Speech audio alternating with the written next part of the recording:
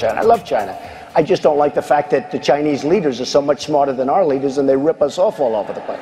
Because they can't negotiate with China like I can negotiate and take everything. And by the way, and every single other country in the world, we don't make good deals anymore.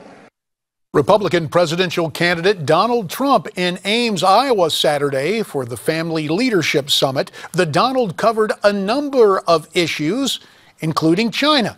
Trump telling the crowd that the leaders there have outsmarted the current administration, but you heard him say if he became president, he would deal effectively with China.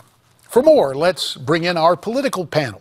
Skyping in from Washington, D.C., Rabin-Havt, host of The Agenda and former advisor to Senate Minority Leader Harry Reid. Also Skyping in, but from Nashville, Tennessee, Scottie Nell Hughes, the news director of the Tea Party News Network. Scottie Nell, let's begin with you. Trump suggests taxing the imported products from China.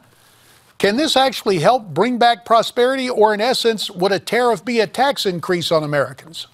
No, absolutely. Right now, we have watched China manipulate their currency so that their goods actually are cheaper than all other goods. Well, that's not exactly right, and hence why they're getting this basic false sense of taking American dollars and spending it in China. What we need to do is we need to put a stronger tax on those imports than what we're actually sending out. Therefore, we would actually be able to create the balance more in our favor than what we've done these past 6 years, 8 years, and allow these goods to literally come in this country and not be taxed. Ari, here's an area where you might agree with Donald Trump. I mean, the labor movement, a lot of union guys say what's happened to the manufacturing base. Is Trump on to something?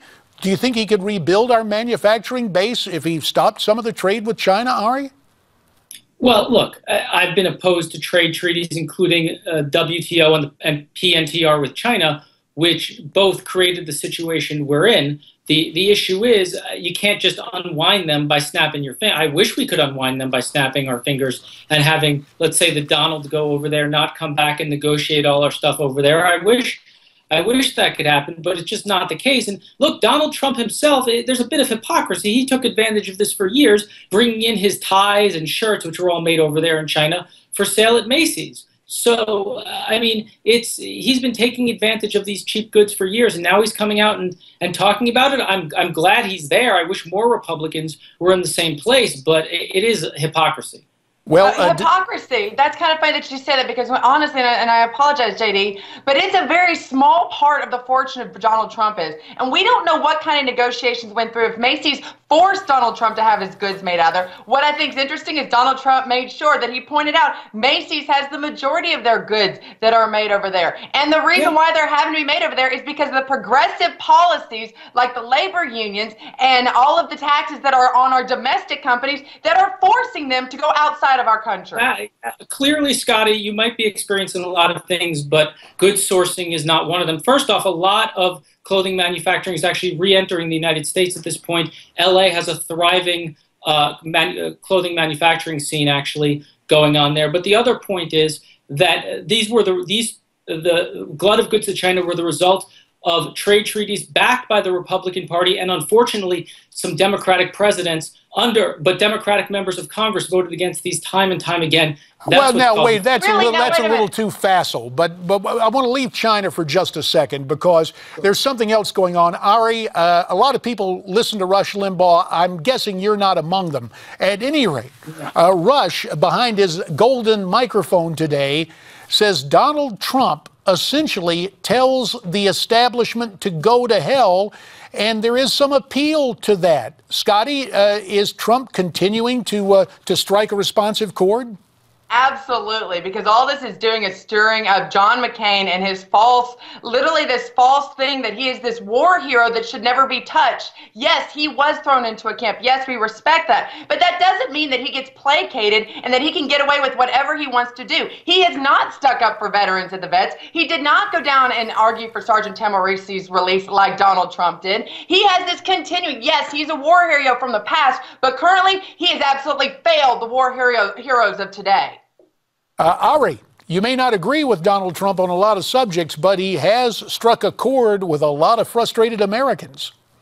Yeah, I mean, I think he has struck a chord. The question is, what does he use to strike a chord? Look, There is a vast history in this country, going back to the Know-Nothing Party of the 19th century, of the type of populism that Donald Trump is using, striking a chord with a lot of Americans. The question is that chord a healthy chord? And I don't think so. Well, wait, and it's very interesting. And Scottie, Nell, we just heard Ari talk about the know-nothings.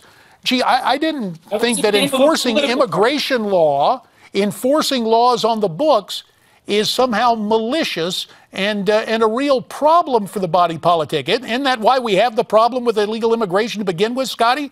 Exactly, and the court is called the truth.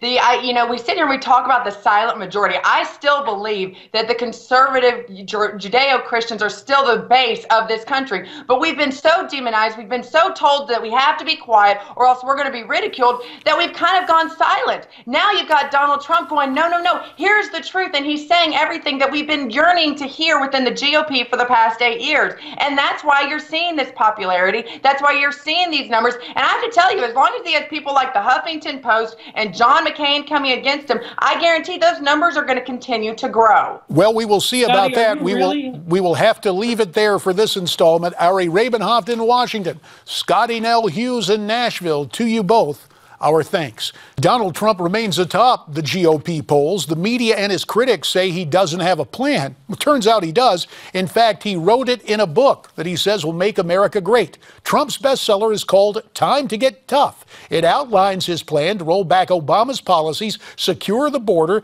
deal with China, terrorism, and much more. And Newsmax has an offer to get that book for free. Just go to newsmax.com/Trump book and get your copy today.